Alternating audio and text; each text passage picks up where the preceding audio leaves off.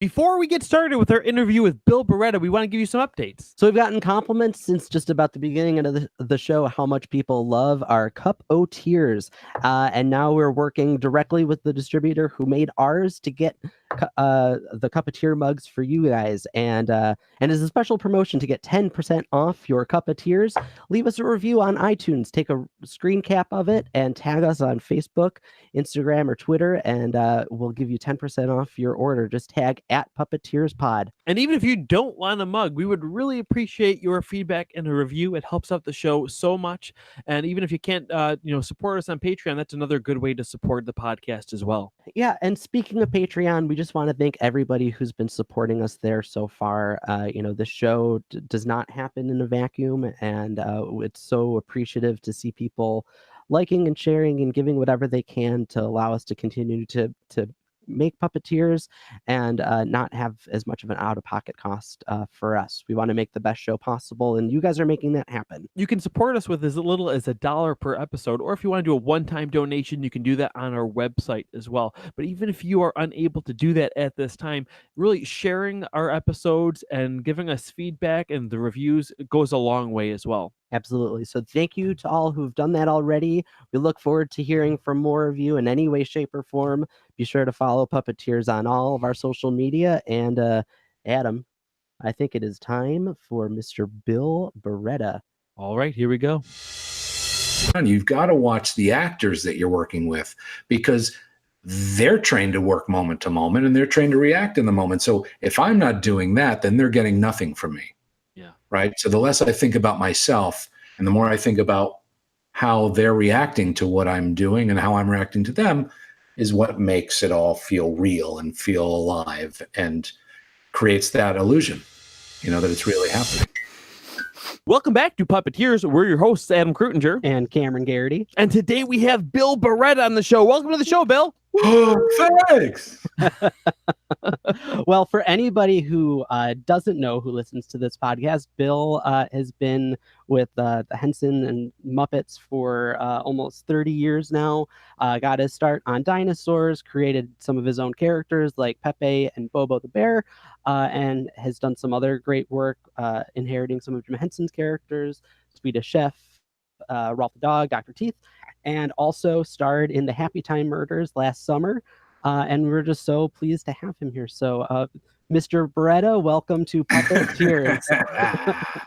Mr. Barretta. Thanks, guys. Thank you for asking me. Absolutely. So we like to start off just seeing what you're working on now. Any new projects you're working on? Well, I have some things that I've been working on some for years. Some are a little newer that are outside of Muppets. And I mean, I have a passion project that I've been working on since 1998 about Louis Prima. Do you guys know who Louis Prima is? No. Never heard of him? Mm-mm. Should look him up. Maybe that's why I just haven't made it yet. Nobody really knows. He was an amazing jazz musician. He's the voice of King Louis from Jungle Book. Okay. Now, do you know him? Now I know him. I'm the king of the swingers, the jungle VIP. Now you're speaking our language. So yeah, that's Louis Prima, and he had an amazing career. He invented the lounge act in Las Vegas. He was the guy that all the big acts in the 50s would go and see in the lounge after they finished, their big shows, and he would pack them in. It would be standing room. He and his partner and wife at the time, Keely Smith, as a matter of fact, one of the early Jim Henson routines is Old Black Magic. That's Louis Prima and Keely Smith. Okay. Anyway, so that's a project that, I've been working on for a long time, and I'm hoping to possibly turn into a series soon. And would that be a puppet thing? No, Okay. that's what I'm saying, is that there's some things that are puppet related, some things that aren't. So I'm always just trying to find things that excite me and are, make me tick and get excited. Would this be for you directing or performing or both? Or well, I have a partner that I've written the script with, several versions of, and we've turned it into a kind of a series approach at this point. His name's Michael Newton, who I've known since I was 16 years old. My, the ultimate dream is that I would love to play Louis. I have a lot of kind of things in common as I learned and researched about him over the years. So ideally, I would love to play him, in this thing. But as Hollywood goes, sometimes you can't do those things because you need to sell it, and they need certain names and to help things get off the ground. But certainly, from a writing or producing standpoint, it's an interest of mine. Yeah. Wow, that sounds awesome. Very cool. Yeah. I know there's some other puppet things that I can't really talk about. Ooh. We'll have to have you back on again later. Yeah. Yes, for sure. Yeah. Very cool. Well, we'd love to kind of go back a little bit, and I know you've talked about certain things ad nauseum, but you got your start on a little show called Dinosaurs, and certainly one of our favorites. What was that like to kind of join the Muppets at that point? Because I mean, it was certainly a time of evolution and of change for that company. It couldn't have been an easy cohort to just kind of drop yourself into necessarily. At the time I was living in New York, I was going to school at the neighborhood playhouse in New York and working there, and just wanted to be an actor, something I always wanted to be. Never thought I would be a puppeteer or involved in puppets in any way. That wasn't really my goal in my life at the time. I just wanted to entertain. And I had known Brian Henson. We met when we were 17 at an amusement park in Langhorne, Pennsylvania, called Sesame Place. And we became friends, and we kind of talked over the years off and on. We didn't spend a lot of time together after that summer because he went off to college and I did other things I was doing. And I moved to New York, and this is years later. And the year that Jim passed away was the year that I decided to move out to California. And I was living in California, working, and Brian came out and we got together, and he told me about this show that they were doing. They had done Teenage Mutant Ninja Turtles, and they were going to be applying this new technology, with the suit performers and the animatronic heads. And I was just a struggling actor and doing carpentry and waitering and all that stuff. And I just said to him, look, I'll pull cables or whatever. I just need to be around it. I just want to be around whatever's going on. I just need to get closer to the industry. And he said, well, there's this character that he's kind of like Jackie Gleason. And I've seen you do Jackie Gleason before, just farting around. He said, I don't know if you're interested in that, but you'd be inside of a really heavy, wet rubber suit, but if you're interested. And I was like, okay, where is it? When? What do you want me to do? What? So I decided to prepare myself for this, and I shaved my head because I wanted to kind of look like a reptile, and for the audition, the way he would move and stuff. And I went and I auditioned, and I don't know, however it happened, they decided to pick me to be inside of this suit, and I was in dreamland because it was two companies that I had always loved, obviously the Jim Henson Company and Disney, and that they were going to be doing something together. I thought, okay, how can I lose? I mean, I'm flying, I was in dreamland, and I just tortured myself for the next 3 to 4 years and had the best time of my career. I mean, it really was, you hear a lot about shows where they say, we're like family, and it really was for me and for many of us that feeling. It was amazing performers and writers and the producers and the designers and the workshop, the creature shop. It was just fascinating, and it's one of still my favorite thing that I ever did. I have the best memories from that time. Wow. It was amazing. It's amazing. It is amazing that you were able to just jump right into it as your first project with them, especially since it sounded like they already had many other established suit performers from the other movies like Ninja Turtles and whatnot. Is it just a lucky break, you think, in that point? Or were some of those other people on other projects? Or how do you think you got into even being the title or the lead character for that too? Well, I think we got a lot of the main performers from Ninja Turtles. They were working on it. So I don't think there were extra maybe people available, but I guess, I went to the neighborhood playhouse, like I said, and the Meisner technique is all about behavior, interpreting dialogue through behavior. And I thought, well, that's exactly what I do. I interpret dialogue through my behavior, and I'm not going to be saying the words. Somebody else is saying the words. I'm just interpreting the behavior. And I felt very comfortable in that. And I felt very comfortable with listening, which is also a big part of that technique. And when you're a soup performer, the most important thing is listening, because you are within, milliseconds of going with what the performer who is doing the head and the dialogue is doing. So you're really listening intently to be right with them and to be as sharp as you can. And you can actually see at least I can, and probably other people can too, but the progress over the seasons, the progress of how sharp we got over time. Yeah. That we didn't even eventually have to speak to each other. We would just rehearse the scene, and I knew what Dave Goles, who did it for the first season, and then Mac Wilson, who did it for the rest, we just could connect, and we knew exactly what was happening. So to get back to your question, I hope that it had something to do with the fact that I was able to interpret dialogue through the behavior, but it probably had to do with the fact that I was just the dumbest one to get into that suit. They found somebody like, he'll go in. How many times would you rehearse or something? What was the rehearsal process like for that? Because I can imagine you can only be in that for so long. So I imagine you didn't. Did you do like a scene for weeks or something, or just No. the days, the day of?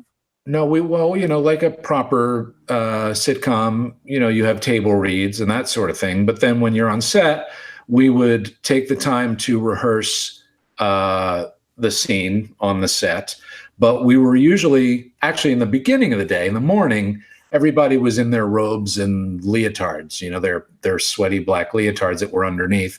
And we would rehearse it. And then once you got in there, I learned, at least for me, it got so sweaty and smelly that it was better not to get out, because it would also be very cold, because you get very hot in there. And so getting out was actually worse. So I would just stay in. They would take the head off, and I would just sit around in the suit, literally sit, because he was so heavy.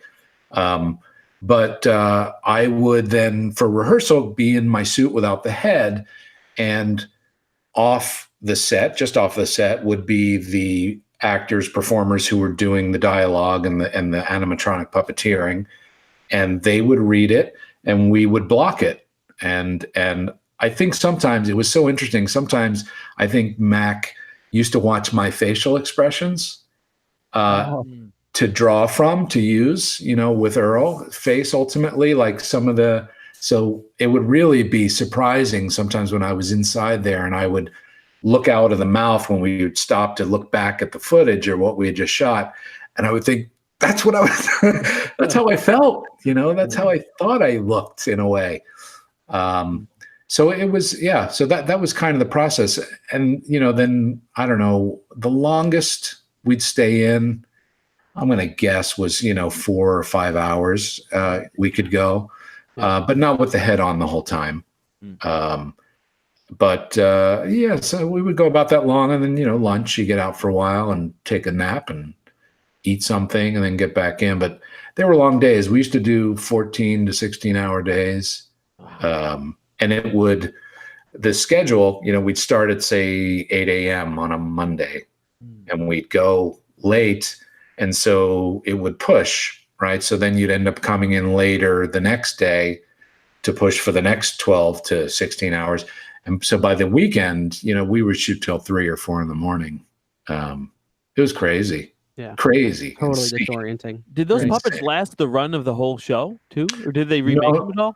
They made, the heads would wear out, or the servos, and they'd have to reskin them or, fix them. The bodies, I don't know that, I thought I had it bad, but the end of the night, 3 or 4 o'clock in the morning, you can imagine these people in the workshop having to lift these suits and these heads and take them down to the shop where they had a drying room, and they'd have to hang them in the drying room. And, this was every night. I don't know how they did it. I thought I had it bad, but I don't know how they did it. It was amazing. Their job was the smell, it sounds like. Yeah, for sure. It was a shame. And actually, we each had a dresser, somebody that would help us get in and out of the suits. And we couldn't have lived without them. Yeah, they kept us alive. Water, air. There were times where you're just sitting there, and the only way I could get air was to open Earl's mouth, and they would put a fan in his mouth and then maybe one kind of up his ass so it would suck the air, the hot air out. Oh, yeah. Wow. But yeah, it was a fascinating time. Nothing like it. Sure. Nothing like it. That's amazing. Now, so you kind of had a different start than a lot of Muppet performers, because I feel like kind of the standard initiation, putting your time in, is as a right-hander per se, and instead you're doing this whole body thing, which is somewhat some of the same brain muscles, because like you said, you're listening and you're trying to support the performance. But how do you think that role as the bodysuit performer then prepared you for going to the Muppets in the more traditional style of television puppetry? So I don't know if that necessarily prepared me for puppeteering. When I wasn't in Earl, which wasn't often, I would right hand for the other guys when there was a puppet dinosaur. Howard Hand Up Me, or some of the other characters that were puppets, the dinosaur puppets, I would assist. And I was curious, to learn, because as a kid, I knew about the Muppets. My brother made puppets. He wrote to Jim Henson when he was a kid to find out how to make Muppets, and Jim sent him a letter back, and that's what he set out to do, and I followed, and so I was aware of the idea of it, but I didn't realize how specific and how unique of a skill it was. And so as I started to kind of enjoy that, and I was certainly enjoying being around these people, the Muppet performer guys. Steve was on the show, Dave Goelz, all these guys were amazing puppeteers, Kevin Clash, Brian. I thought, well, maybe, this would be fun to do. I don't know if there's a place for me or not. And I went home and I just started practicing with a camera. I just set up a camera, and I knew what we were doing on the set. So I just worked it until, I'm trying to think what was the first thing I did. I think the first thing I ever did was a music video, Kokomo. I don't know if you ever see that? Oh, yeah, video? yeah. Uh-huh. It was the Muppets doing the Beach Boys song, Kokomo. Right. And I did a couple little background characters in that. And then we did, after Dinosaurs, I think it ended, we did the Fairy Tale Theater, I think it was called. Muppet Classic Theater, I think. Muppet Classic Theater, right. Wait, yeah, is that the one that was with the fairy tales of the three pigs and the... Yep. Yeah. Okay. And that was kind of the first character I did. I did an Elvis, one of the elves. He was kind of the front elf, because I could do Elvis a little bit. Yeah. And so they let me do that. And that's where I just started to learn. The more I practiced at home, the more specific I was trying to become. And, there's always new things, so you're always learning. But whenever I could right hand for somebody, that's what I would do. Yeah, so I don't think it came out of the bodysuit performing as much as it was just watching the other guys and trying to suck up all that they, were showing me by example. Definitely. Yeah. And so was that, we started talking about it before, but was that a hard group to kind of get used to, because they were all so... They're a bunch. Well, no, but I just imagine they're all so close and stuff. Is it hard? Because I'm sure there's just a shorthand and in jokes and all sorts of things. Like, sure. What's it like to join that group? I don't think I really thought about it. I think I was just playing, and I knew they liked to play. And I guess I could make them laugh, and they certainly made me laugh. And I don't know, we just clicked somehow. And like I said, I've known Brian since I was 17, so he and I have a very similar sense of humor, and of course he has a similar sense of humor to the Muppet guys, and it was just a playground, really. And so I didn't really think about trying to fit in. I think I was just trying to enjoy the moment and just try and have fun with them however I could. And I guess I fit in eventually somehow. I don't know. Yeah. That's awesome. Yeah, so then it would have been like Muppet Treasure Island. I feel like is probably when you really started to really That was a kind of a first a watershed moment for you. Yeah. What was that like just to be on? You talked about what you had to learn when you were joining a sitcom in television. What was the change like then to be on a movie set? A dream again. I'd never made a movie, although I did one little thing for a film called Murder in the First. Was like this quick little character that was interviewed in a thing. So I was on a movie set and I experienced that. But Treasure Island was a dream because also we shot it in England. So I was in another land, it was like going to Oz or something. Yeah. Most amazing crews. Brian was the director, so I felt very safe. And I felt comfortable with the guys at that point, Dave, and just getting to know Frank a bit. But the fun part was, or the exciting part, I think, was that I got to do a character that in a way had his own little arc. And, he was actually part of the whole story. So it was a chance for me to use my craft, what I learned in acting school and the puppeteering, everything kind of, I guess at that point is when all my little tools came together and I had a chance to use them and to improvise, Right. to get to improvise and play. It was crazy. Yeah, that was something I wanted to ask because, for as you were saying with the Meisner technique, it's all about, listening and responding to the environments and such. Was it disorienting then to kind of have the two worlds of a puppetry set where, everything's happening above you, but there's all sorts of technical things to keep in mind below the frame? Yeah. Was that a challenge to kind of reconcile?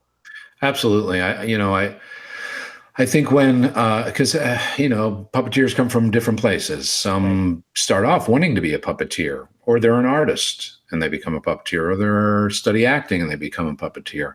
So in my case, I was studying to be an actor. I wanted to be an actor. And so I felt more comfortable with my acting tools, obviously, than my puppeteering skills and my technique. And the more I worked on my technique, the worse my acting got. Mm-hmm. Right. So you have to eventually, hopefully, find the balance of the two. And I think because that you're developing, you're developing these skills where you're multitasking, you're really doing 5 things at once with puppeteering. It's easy to lose character and to stay grounded. And it took me, I think, a long time and I'm probably still it still happens because you never know what you're dealing with technically in any given situation. Right. Yeah. So, so it was about, oh, great. I can do great characters. I can have fun doing great characters as myself. Mm-hmm. And then I put this on and then he's the most boring, stupid thing, but he sure looks good up there. Right. He can look in the right places and he can talk and his lip sync is okay. But then finding how do you bring them together is ultimately the challenge. And I think by the end of Treasure Island, maybe I started to feel like I was getting there. And then we did the animal show and I had to do whatever, 30 characters or something. I can't remember how many I ended up doing on that, just like everybody else. And that I think must have really helped a lot to be able to maintain a character and still technically try and be proficient, Right. Well, and that was probably a great opportunity for you because it was such a cavalcade of characters that you could kind of you create a character and then from the next episode you don't have to necessarily worry about performing them anymore. So you just are starting with a clean slate every week and you it's not You can like explore more. exactly. Yeah. Yeah, thank you. Well, and honestly, like I think my preference is to stick with a character. I would rather stick with a character and develop it over time. Right. But I think you're right that the fact that it was this conveyor belt of characters taught me how to be sharp and quick. And because that show just moved along. If you could have seen underneath Stinky and Jake's desk, the host, it was just it was like wallpaper of script because we just read it, and we tried to find things within it to make it fun or interesting or entertaining. But it was really about how do we get through all of these shows and still make it interesting. So that was a real lesson about, which camera's on me? When it cuts to that, am I okay there? Do I need to adjust a little bit to make the character look okay? It was a lot of that training. It was really like live television training is really what that was about. And that added a lot, I think, to learning and becoming better at puppeteering. Yeah. Yeah. But it was fun to do the characters because I ended up running out of characters.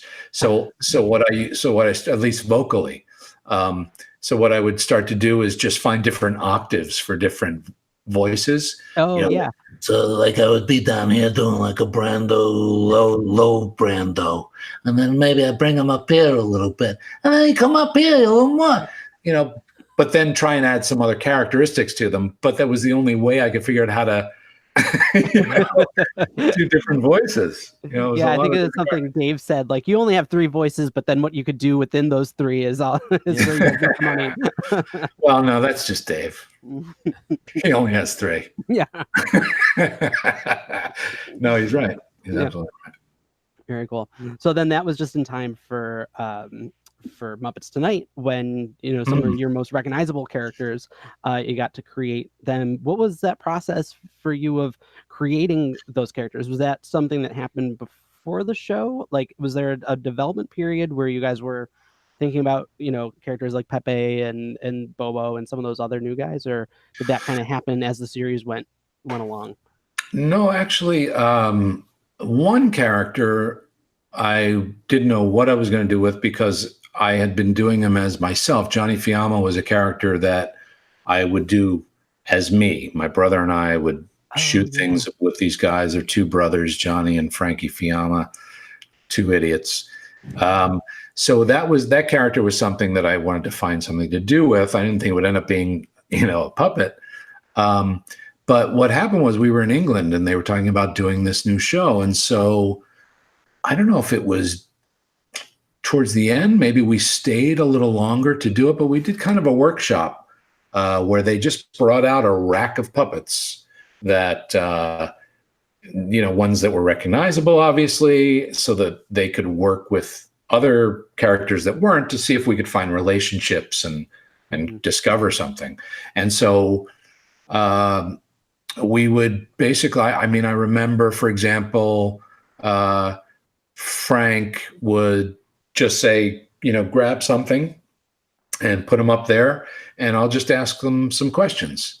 And so through that process, we just started to try and find some characters, and Pepe just came out of that. He was actually based on, which you've probably heard at some point, based on my wife's aunt from Madrid, Spain, who was also in England. She came to visit with us while we were there, and Kirk Thatcher and I, my wife, Christina, and her aunt, we were all out, and Kirk and I were just having a great time. She was an amazing woman, this, Maria Teresa.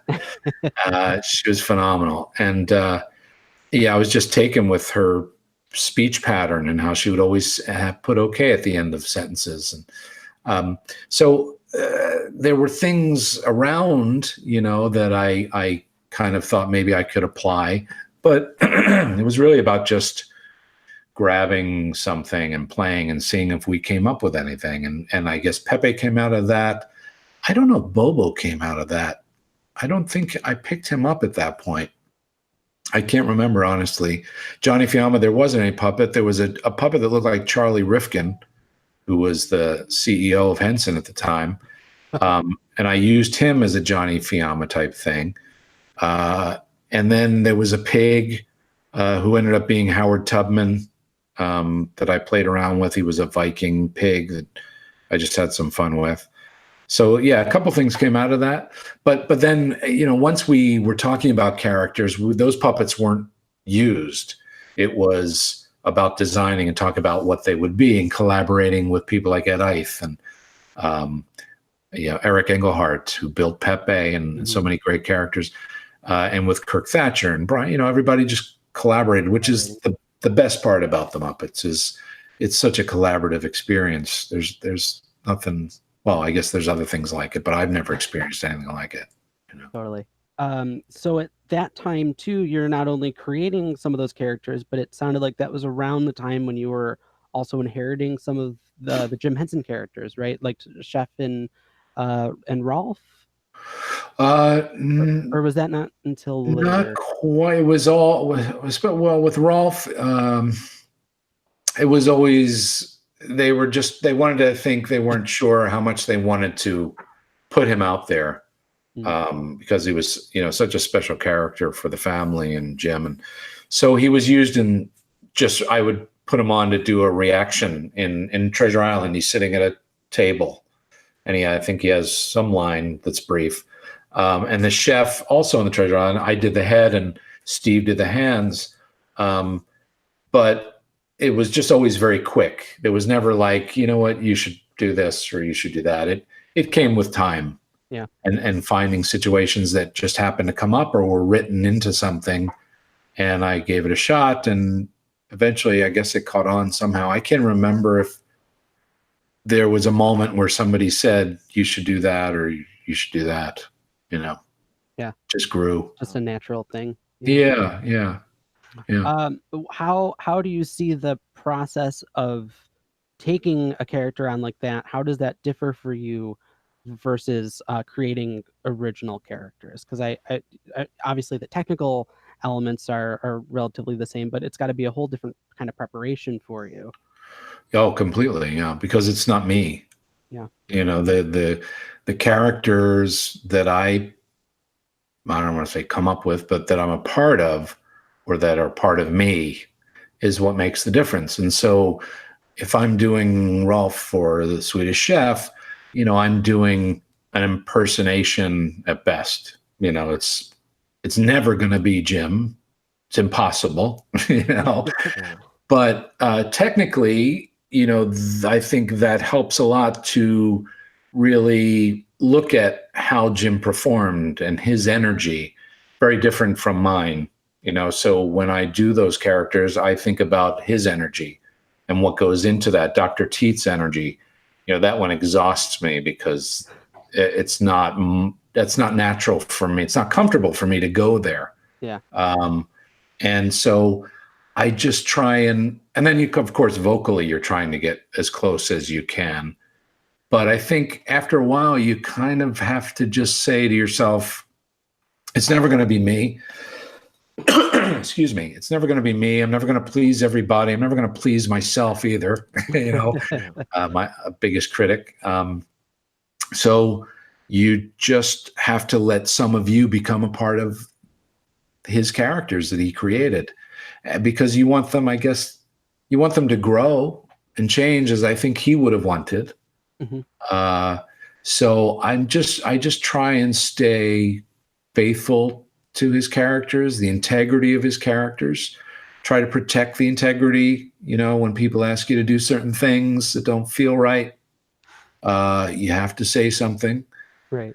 Or find a way to just get by with something, find a way to sneak it in the way you think you should. You got to know and them. Yeah, that's right. Yeah. So it's a very different thing, because like I said, it's either part of you or it isn't. Mm-hmm. And if it's not a part of you, you've got to find the things that can help you at least put the puzzle together. Right. Now, it's maybe a silly question, but now that you have some characters that are in their own right, kind of legacy characters, Do you ever find yourself needing to go back and watch any of your old stuff to like reacquaint you with, Pepe's origins or Bobo's origins or anything, or is it just it's in you and you? Yeah, no, like I said, I think they grow. Yeah. So no, I don't really go back to study. Sometimes I go back just to watch something that makes me laugh, that I forgot has made me laugh. Social media is great because people will send things or post things that I haven't thought of or even remember doing. Right. Well, yeah, I'm sure when you're working those hours where you're filming stuff at 3 or 4 in the morning, there's no way to retain that.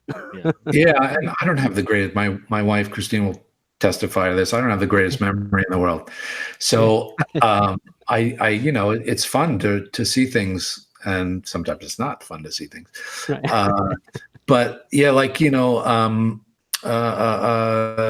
did a thing where somebody sent me recently that reminded me of Pepe being interviewed by Bonnie Hunt.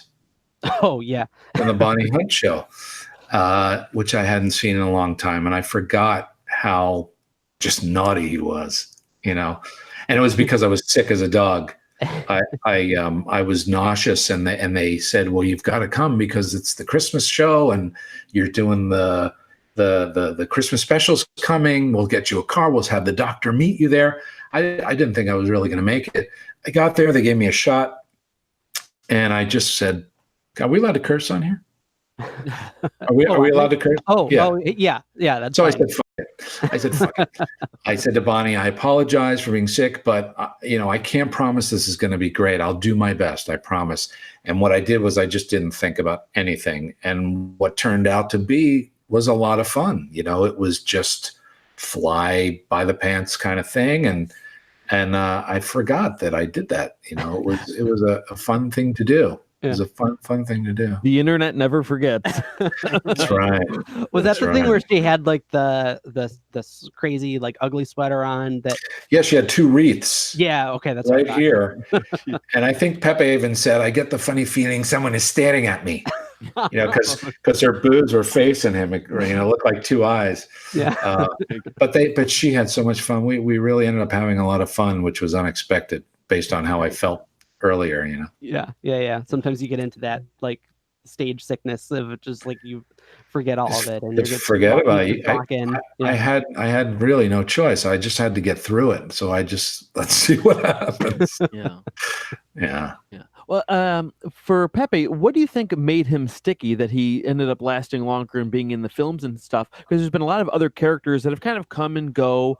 But what do you think? Is it a matter of the writers really enjoying that character and having fun writing for him? Or what do you think is it that keeps those characters sometimes sticking around longer? That's a good question. It's all the merch. Yeah, that's right, the merch. Oh, yeah. Yeah. No, that's a good question. Honestly, I imagine it's all of that. It's writers getting enthusiastic about the character. He's, blatantly honest, right? He's brutally honest, right? Which I think was not rare for the Muppets, but there was something about, I guess, his character was along the lines of Rizzo, right? That kind of attitude. But I think Pepe pushed it even a little bit further, maybe. I don't know, at times, which shocked people.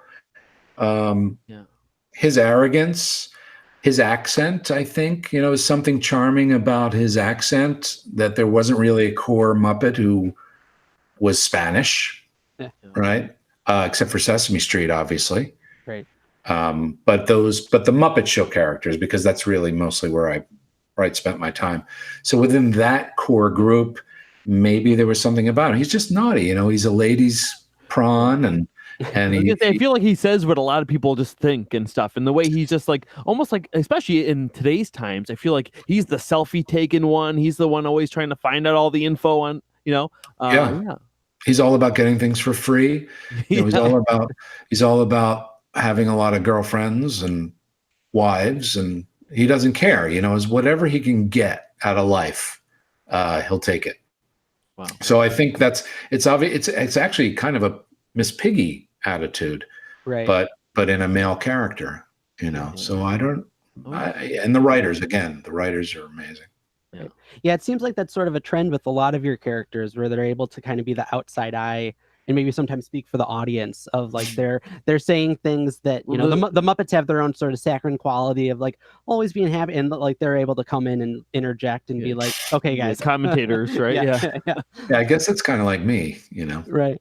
I mean, Well, as a person, as this person on, you know, I wasn't part of the original group, so I am in a sense on the peripheral of it, that I can see things maybe from a perspective that you know people on the inside aren't seeing, and have fun with it and make fun of it in a, I don't know, in a caring way, but still making fun of it. Of course. Yeah, it's funny. That's kind of a quality Rowlf also had. So it's interesting that it ended up with you too. That's true. Yeah, that's right. Yeah. Something Adam and I were talking about before. The My hair. We didn't get a chance to actually see any of the live Muppet shows that you guys just did, but they look like incredible shows. I mean, everything that we saw in photos, and we had a couple good friends who were there. Did having the Muppets back in that, like really getting back to their roots and those environments of like just being on the Muppet Show again, did that teach you anything about, especially the characters that you inherited? Did it give you any perspective on what they were like, more so maybe than doing like the television shows or some of the other things that are maybe more in line with like traditional pop culture? Sorry, I didn't ask that quite the right way. Yes, no, I understood what you mean. Okay, all right. I understand what you mean. The answer is yes. I don't know if I learned it there during those shows. I know that the Muppet performers and the people around this kind of core group of people who've been around the Muppets for a long time have been waiting to do something like this. You know, it's what we love to do, is to do musical numbers and to be silly and have fun and to interact with a live audience, and that feeling of people responding in the moment, you know, to what's going on. It's something we've always, at least as long as I can remember, something that, excuse me, something that we've always wanted to do. And that's what we try to do in a series or a special. But, you know, there were other powers that be in those situations. And so you have to kind of go with the flow of things and try and figure out how to get that stuff in as much as you can. But yeah, that was it was a beautiful experience. I mean, to get to be at the Hollywood Bowl, you know, and to perform for all those people, and the show was so well done. Soapbox Films, who've done a lot of, you know, the Bohemian Rhapsody and a lot of the content that we do online, and produced it, and Kirk and Andrew Williams, who's part of Soapbox, directed it, and Debbie McClellan, you know, pulling it all together from the Muppet Studio. I mean, she loves that stuff, and if we could do that, if we could somehow tour that show, that would be amazing. But it's a big show, you know. Of course. And a part of me feels like it made it even more special that it's not everywhere, you know. It must be refreshing too to have that kind of live audience and that instant gratification of the feedback. Because so for with the movies, of course, it's been maybe, you know, months or a year until you get, you know, in a way you may almost forget about it because you're on to the next project, and then you get the, you know, the gratification, people liking it, and like it's old news to you. Yeah, well, yes, that's true. I think there's certainly a truth to that. Although, you know, when we're making a movie or a TV show, that audience and that instant gratification is the crew. I mean, that's who we're there entertaining. We're either entertaining ourselves, hopefully making ourselves laugh, or the people that are there working so hard to let them enjoy their experience. You know, I went to, just on that thought, I went to do Kimmy Schmidt, Unbreakable Kimmy Schmidt. Yeah. And when I was there, I finally realized what it was like for people who come to visit our sets. You know, people will come to our sets and they say, wow, this is, you know, I love being here, the feeling here, the tone, you know, the mood and the people. And it's such an unusual experience and a good feeling. You know, you feel supported. You feel like you're there to have fun, but to work hard and do great work. And that's what I felt when I went to that set. And I thought, you know what, that's what people mean. Because I never really got it because I'm on the other side of it, you know. But yeah, it's that gratification comes from, I think, you know, people who come to visit the set and people who are working there forever and all day long and night. That's who we're there to entertain and hopefully get that feeling from, Right. you know. But this was, the Hollywood Bowl in the O2 was on a scale of thousands and thousands of people. Yeah, and it's truth to form in a lot of ways for the characters, because you know it's, you know, the Muppets, you always assume that they're in front of an audience, and you know you see it you know in cuts and stuff in the movies and on the TV show, but for you guys to actually have that, you know, that whole crowd feeding you or feeding the characters must have been incredible. Yeah, it was great. I had a really cool experience. I was teaching puppetry at a camp in Connecticut a couple years back when you guys did the Outside Lands show. That first time with the Electric Mayhem Live. Yeah. And I got a whole group, like my whole, you know, 20 or so kids who were like always in the puppetry shop. And I said, all right, guys, we're gonna skip dinner tonight, or we're gonna bring our dinner to the room, the one shop that had a Wi-Fi, and we put it up on the big screen, and they were just so like wowed by that show. So I could only imagine again what it was like for you guys to just be there in front of a crowd and let the mayhem do their thing. That was crazy. That was insane. You know, that was like, they said ultimately 35,000 people showed up on that big lawn, you know. I mean, I can't imagine. That doesn't make sense to me. That can't be right. I don't know how they estimate that, but I definitely knew that the audience grew a lot more than when we first started. And they just started coming as we were performing. And when we would take a break to show a video, I would peek out, and it was just endless, the people that were there. And again, we had so much fun because it's all about music. You know, that's at least my favorite thing. And I know some of the other guys, that's what they love the most, probably everybody. But it was unbelievable, actually, that people would come to watch these puppets perform at a festival. You know? And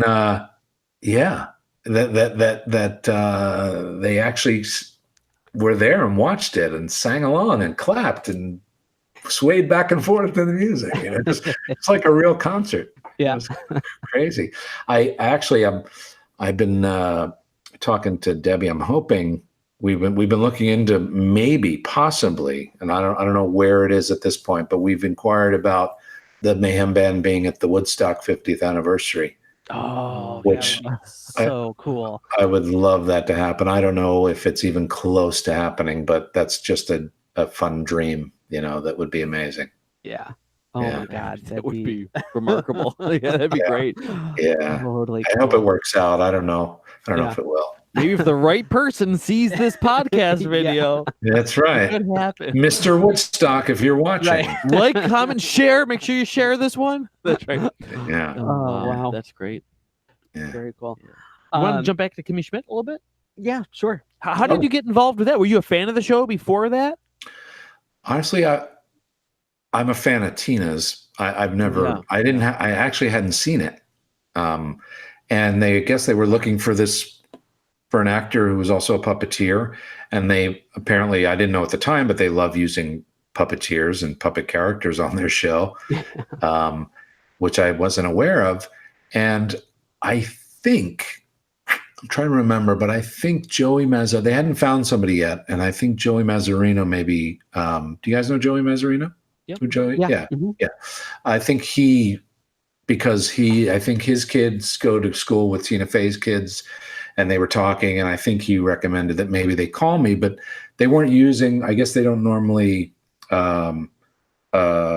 use the puppeteers from out of state. They try to keep them local, I believe. Anyway, somebody called my manager, and I just, saw it come through, and they said, would you be interested in doing this, and sending an audition tape. I said, sure. And I went out and I read the thing, and I don't have a good beard. So I went out and I bought a little fake beard and a ponytail. And I were those things in the script that it had a beard and a ponytail? No, or you're just getting into it. Yeah, it just seemed like that, it seemed like that kind of thing. There was, I think, a notation that I think it even said he had a raspy voice like Zoot. I think was even a reference in there. So yeah, that was my visual of him. Just like I shaved my head for the dinosaur, I guess I felt like I had to change myself. And so I did the tape, and I sent it in, and they said okay. So I didn't expect that at all. Wow. At all. Yeah. Yeah, it's fun. I know for a lot of puppeteers to watch Kimmy Schmidt, because at this point, I think in just about every season there's been, if definitely puppets, if not like puppeteers on the screen. So it's always kind of neat to see who's gonna show up. And right. And especially for you to have such a large part in those seasons. So well, I don't know if it was large. But it was fun. Relative. It was a lot of fun. It was really creepy. He was really a creepy character. I had a lot of fun actually doing that with Titus. The first episode that I did, it was so creepy. He was so like the look in his eyes was just fear. He was just so freaked out. The show is so funny. It's so bizarre. Oh, it's so weird. So weird. Have you ever in any of the other Muppet related stuff or puppetry related stuff ever had a cameo as yourself, kind of in that way? Yeah, sure. Muppets Tonight, I did a few different things. Again, somebody sent me something or posted it. What's the name? Muppet History on Twitter. Muppet History posted something of Fred Willard is an employment. It's like an employment agency or office, and he's behind the desk, and I play the first guy that he's talking to before Kermit steps up. Okay. And we have a little back and forth, and I think he says something like, I'm sorry, I apologize, but all we have is a 23 episode commitment for an ABC series. And I think I say something like, is it, oh God, what was it called? Not TGIF. I can't remember. Whatever their slogan was, it's something like, "Is it TGIF?" And he goes, "Yeah, that. Yeah, the late something 90s, like that." Yeah. It was something like that, and I'm like, "All right, I'll take it." There was also a Star Trek type of episode where the Muppets go on a Star Trek cruise on Muppets Tonight, and I play the overly excited coordinator. That starts the scene off. I think I played a drunk guy with Leslie Carrera, hitting on Leslie Carrera in a bar on Muppets Tonight. What other Muppet stuff? In Dinosaurs, I was a caveman. As myself. Yeah. One of the early episodes. There's things throughout. We try and stick our faces in there. When that stuff happens, is it a matter of you guys kind of wanting to do that? Do they have to kind of convince you to do it, or? I don't think it's too hard to convince me to do it. I don't mind. Yeah. Maybe some of the other guys do, but I don't mind. It's fun. Yeah. That's cool. Now, we'd love to talk about the Happytime Murder. It seemed like that was a project that you guys were working on for close to 10 years, probably, right? Not all the way through, but it sounded like, I think Henson first announced it in 2008 or so. Yeah, Brian certainly was. Yeah. I was just a part of, when they decided to shoot a couple of tests, he had asked me to do it. And I guess he always thought it was going to be me. As the character, I think he just thought I fit it because my background and where I come from, and he knows my family, and he knows who I'm basing that character on.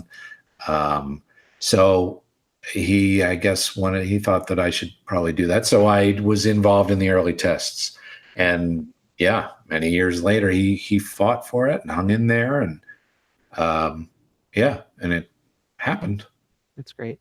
Yeah, it seemed to be like a really full circle moment for both of you, because it you guys, obviously you've known each other for so long, and here it is, you guys, creating these characters for you. You've got all this technical know-how, and it's just such a beautiful technical performance just in itself, and obviously the comedy on top of it. And you're doing bodysuit mocap stuff, which harkens back to the dinosaur days.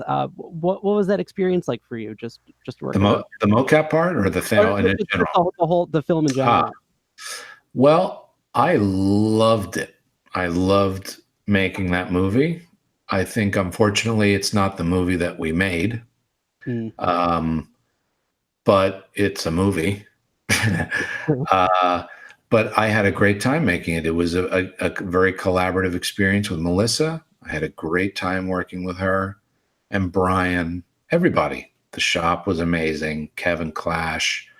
It was a great experience. Hard work, Brian is such a great director, his attention to detail and story, which is what kills me the most, because it's not the film that I think he set out to make.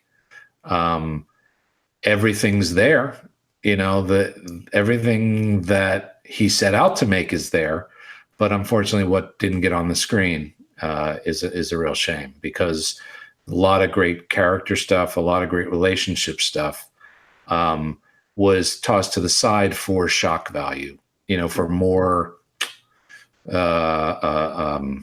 silly for what? For more silly string.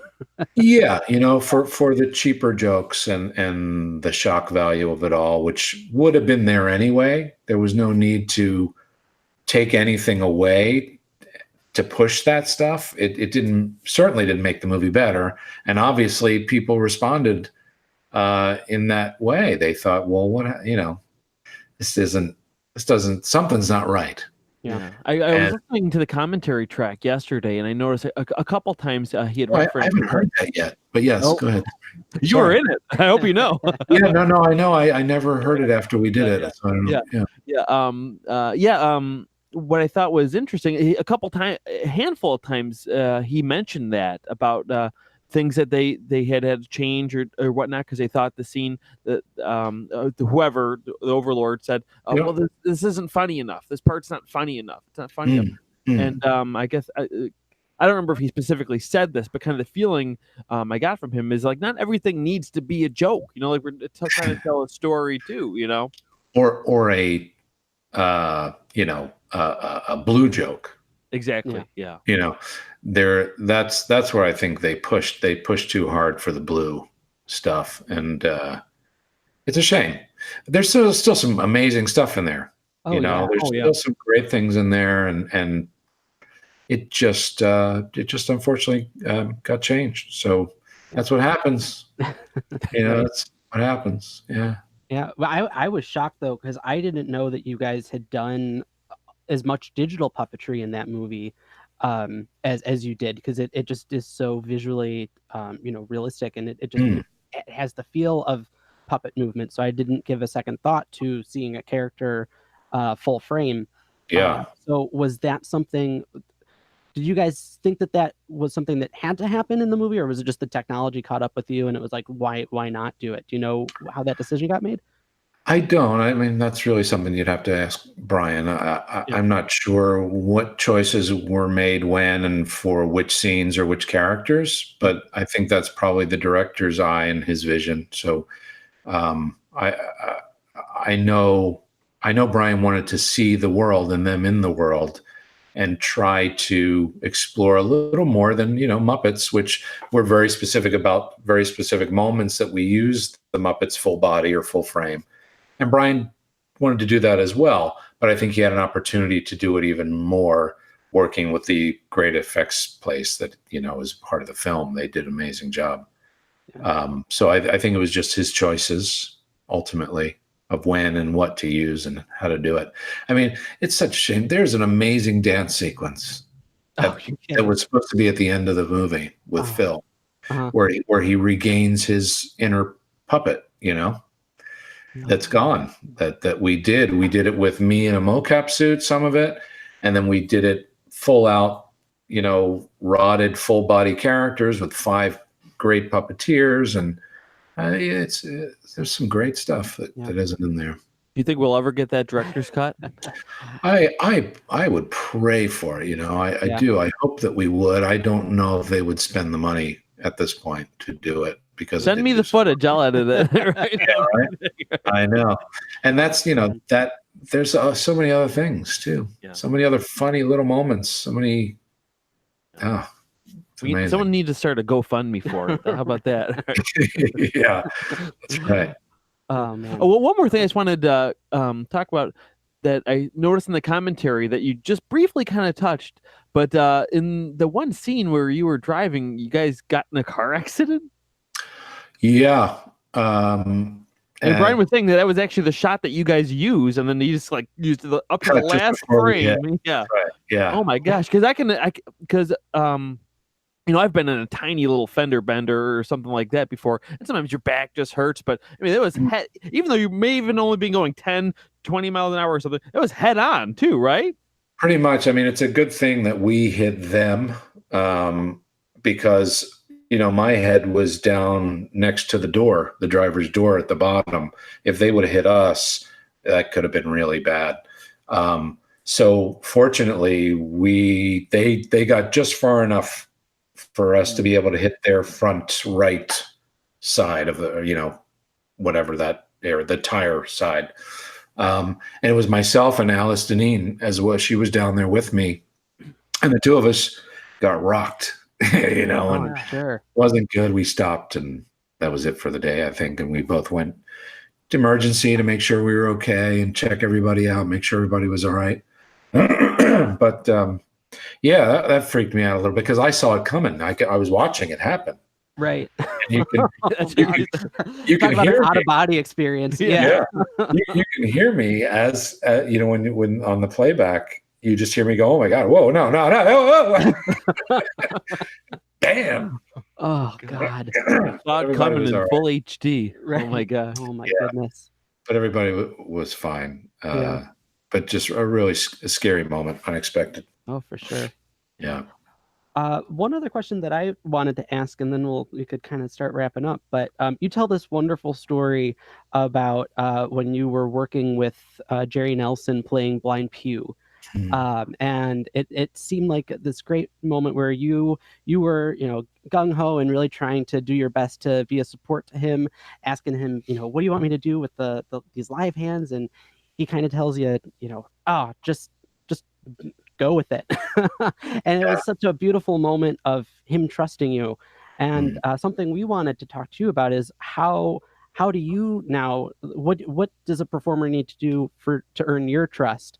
Because one of our good friends is Chase Woolner, who I know at least once performed Rowlf for you when you were doing Pepe or something, or even when someone's doing the chef's hands for you. What is that like for you, and how do you find that trust in other performers?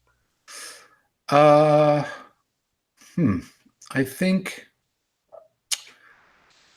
guess, how do you find trust in other people? That's a life question, isn't it?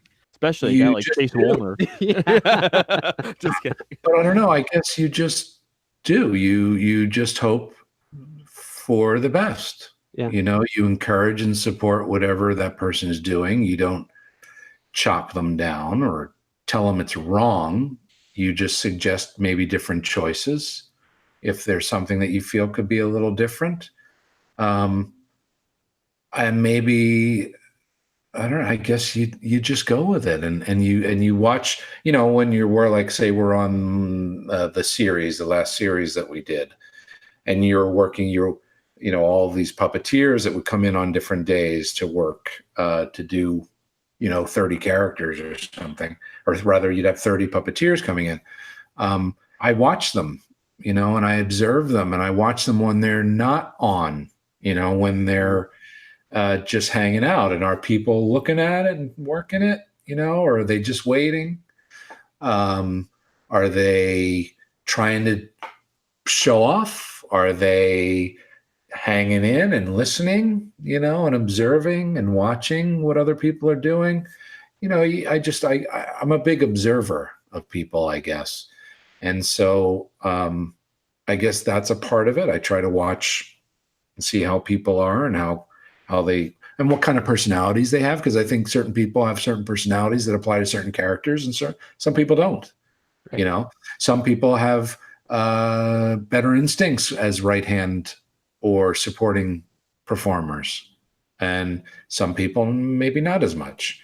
So I don't know. I don't know if there's really any guidelines or rules, except just to encourage them to have fun and enjoy themselves and be there, be present. Mm-hmm. Always be present. There's always something to learn. I still do it. I'm always looking to learn. Right. I think that's it. Are people present? And that's, I guess, the start of some sort of trust, I guess. I don't know. What the fuck am I saying? What do I know? What the fuck do I know? What kind of question is that? And I suppose I asked that question assuming that you do trust those people. I don't trust anybody. Yeah. No, of course, you have to trust. No, just like Jerry did for me. Right. But I think part of that is just you got to let people fail or succeed. Mm-hmm. And both are okay. There's no way to succeed without failing, right? Yeah. I think that's probably true. Yeah. Wow.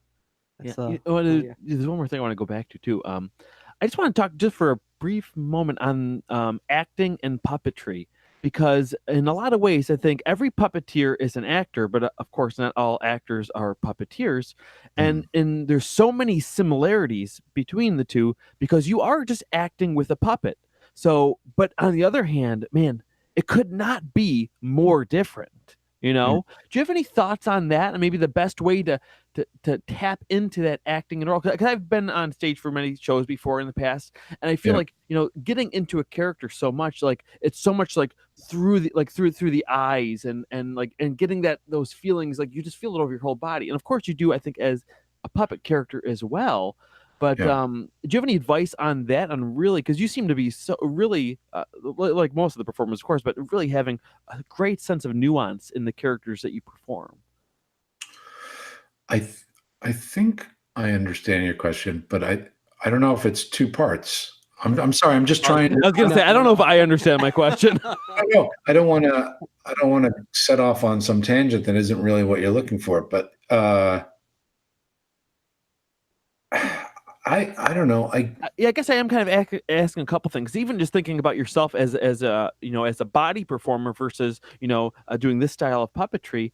Yeah. Again, even those, they're so similar, but also they're so completely different in the same way. Using your whole body to show a character in the same way an actor does, and then just doing it like essentially from your wrist, and still trying to get the same amount of subtlety and everything. And again, and obviously not being able to see out of the character's eyes.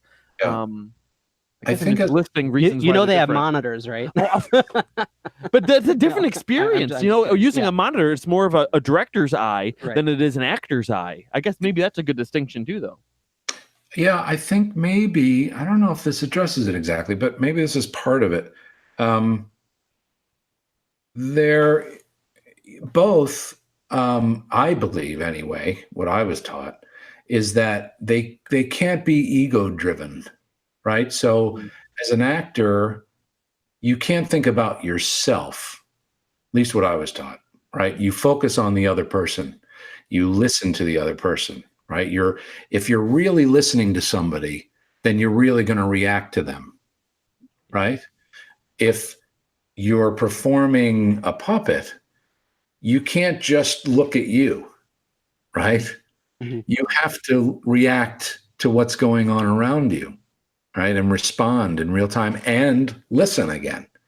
So it's something about maybe really listening to the people you're working with and being selfless in a way, because as a puppeteer, no one sees you, right? So you're already doing, in a sense, a selfless kind of ego thing, right? You're hiding under something. You're nobody. You know what? There's a great story about, at least on this little part of it, where Jerry Nelson told me, going back to Jerry Nelson again. And Jerry Nelson was traveling from Los Angeles to New York, and he was on a plane, and he happened to be sitting next to Al Pacino. And it was the height of the Muppet Show. And they're sitting next to each other. And Al Pacino, they start talking a little bit. Of course, Jerry knew him, and he's talking to him. And they're enjoying their company. And then he finds out that Jerry's one of the Muppet performers. And Al Pacino, I don't have a good impression of him, but Al Pacino says to Jerry at some point, don't you worry, or doesn't it bother you that nobody knows who you are? And Jerry kind of thought about it, and he said, I don't think so. No, I mean, part of the fun of this is that I can be different characters. I'm not just one character. And no, I guess I don't think about that. And Al Pacino's like, but that's part of the ego, is it part of the reason I do this is because people see me. This is my tool, right? Who I am. This is what I use. And Jerry was like, eh. So they get to New York, and they land, and they get off of the plane. And as they go out, Al Pacino is mobbed to the point where he can't move. He can't get to his luggage. And Jerry's walking by the crowd, and he tips into the crowd, and he goes, take care, Al. And he goes on. Okay.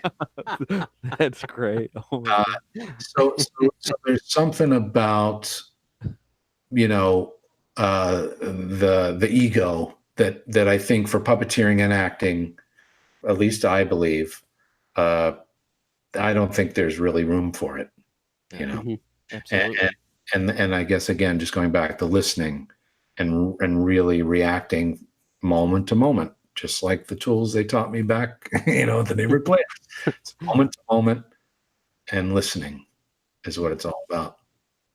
I don't know. I don't even know if that's anywhere. No, it is. Yeah, no, I think it's really clear because also, being the fact that you are hidden, it just almost forces you to focus even more on the craft. That's right. Yeah, that's right. And then it's about letting go of the craft in both acting and puppeteering. You have all your tools, and then you have to forget about it, right? And then when you're puppeteering, you do watch it, and you are watching what you're doing, but you've got to be watching what's going around. You've got to watch the actors that you're working with, because they're trained to work moment to moment, and they're trained to react in the moment. So if I'm not doing that, then they're getting nothing from me. Yeah. Right. So the less I think about myself, and the more I think about how they're reacting to what I'm doing and how I'm reacting to them, is what makes it all feel real and feel alive, and creates that illusion, that it's really happening. Yeah, I guess. well,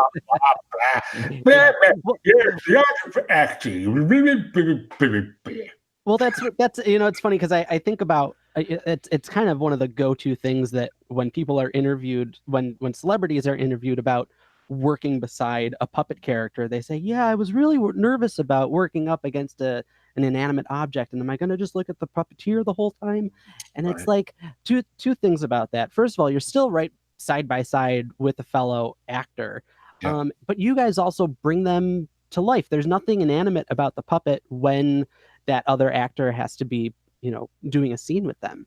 You hope. Yeah. I mean, the different actors, I remember on Muppets Tonight, I would kind of keep track of how different people would react to the characters that we were doing. Yeah. And some were just like that. Michelle Pfeiffer, it was like she was working with another actor. She wasn't fazed by it at all.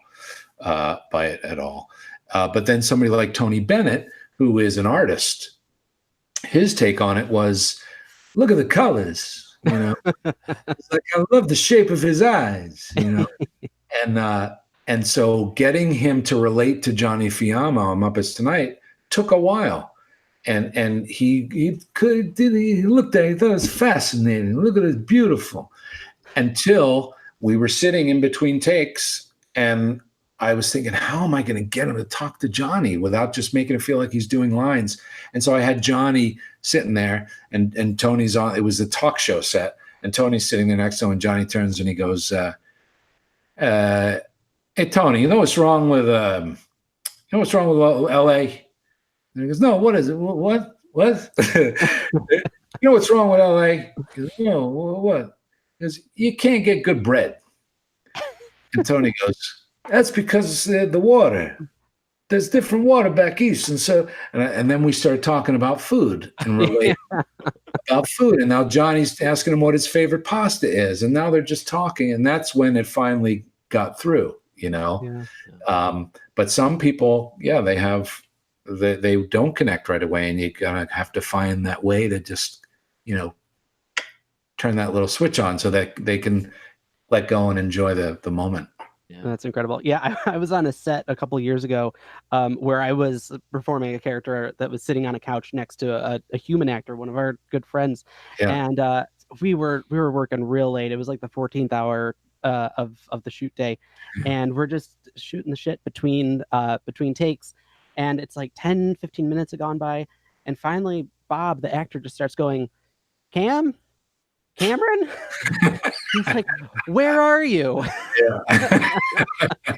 It's like he's sewn into the couch, Bob. Yeah, that's great. But you start relating, and it's fun. You hooked him.